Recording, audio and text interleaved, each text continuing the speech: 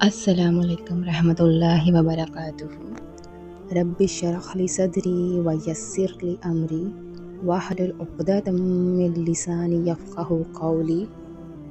اعوذ باللہ من الشیطان الرجیم، بسم اللہ الرحمن الرحیم۔ آج کی حدیث نمبر ہے صلوا كما رأيتموني أصلي۔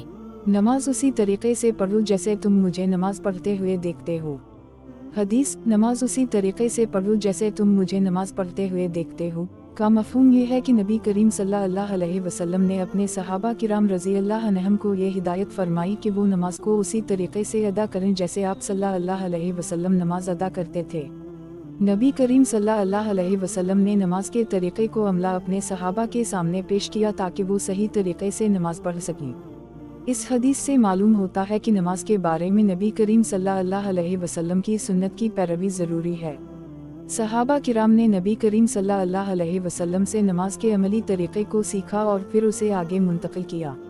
اس حدیث میں اختلافات سے بچنے اور ایک ہی طریقہ نماز اپنانے کی تلقین کی گئی ہے تاکہ امت میں اتحاد اور یکجہتی قائم رہے۔ صحابہ کرام نے اس ہدایت پر عمل کرتے ہوئے نماز کے احکام و آداب کو آگے منتقل کیا جو ہمیں مختلف احادیث اور فقہ کی کتابوں میں ملتے ہیں۔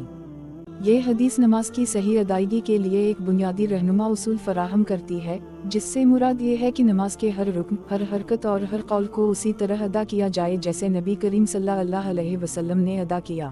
تو آئے اور میرے پیچھے دہرائے۔ صلوا كما رأيتموني أصلي۔ صلوا كما رأيتموني أصلي۔ نماز اسی طریقے سے پڑھو جیسے تم مجھے نماز پڑھتے ہوئے دیکھتے ہو۔